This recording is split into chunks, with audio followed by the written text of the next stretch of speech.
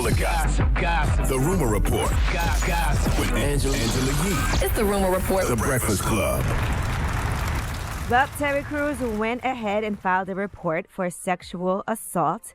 Now, he had came forward, if you guys remember, on Twitter, talking about a high-level Hollywood executive that came over to him and groped his privates at a Hollywood function. His wife also said there's a reason that rich, powerful men get away with it. Mm-hmm. Of course, TMZ caught up with Terry Crews outside of the police station in L.A., and here's what he said. People have to be held accountable. Are you planning to file a lawsuit as well? Yeah. We're going to go all the way. Now, according to sources, the person that Terry Crews named is Adam Bennett, who heads up the motion picture group at William Morris.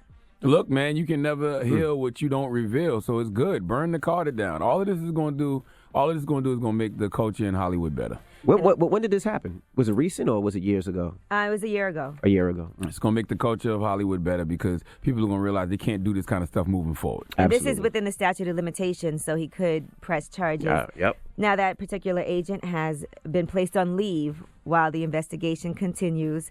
And reports are saying that he was actually wedging people at the party as a prank. Oh, the same agent? Yeah. You can't wedgie people? No. Well, you can't grab people's That's touching their private parts and grabbing them butts and... What, Charlamagne? Well, I might have some allegations come out later on in life, guys. I'm telling you now. Wedgie to quite a few people my day. I'm sorry, guys. And some more fallout for Kevin Spacey. There's a movie that's coming out December 22nd, a Ridley Scott movie, All the Money in the World.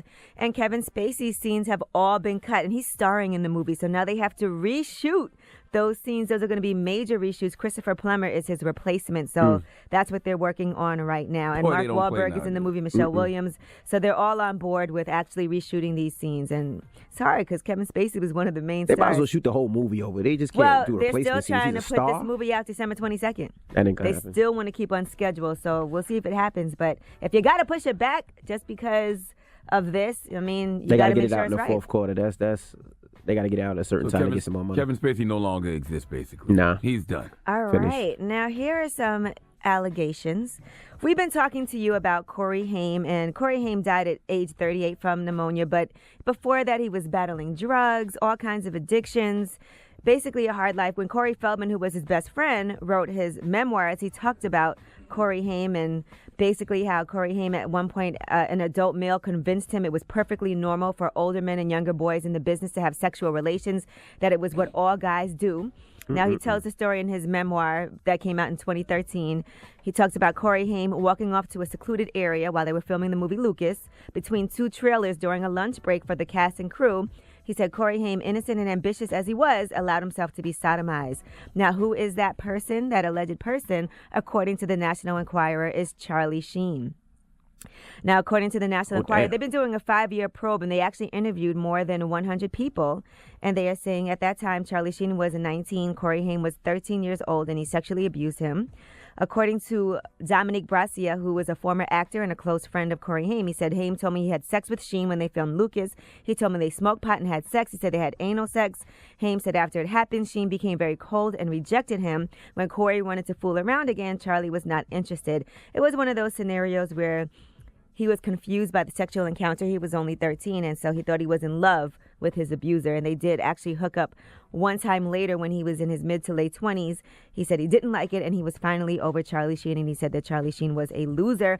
And there were a lot of people on the set of Lucas who also claimed that Charlie Sheen sexually assaulted them. A lot of young girls who said that he tried to kiss them, cornered them in the bathroom, tried to get oral sex with them. A lot of underage women that were on that set. And Hollywood when Charlie Sheen was married to Denise Richards, she actually did a hand-signed declaration. She did not want Charlie Sheen to get overnight visits with his daughters. She said in a 2006 court filing that he would visit websites featuring young men and girls who appeared underage.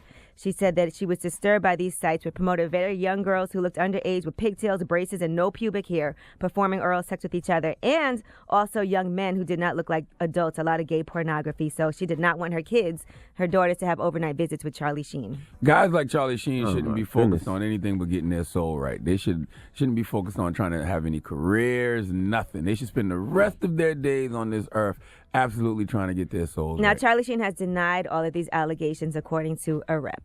All right. I mean, it's not like he's gonna say, "Yeah, it was me." Well, he should. I mean, if it's true though, he should though. If you're trying to get your soul right. Well, I'm just trying to tell both sides. He has denied these allegations. I'm Angela Yee, and that is your rumor report.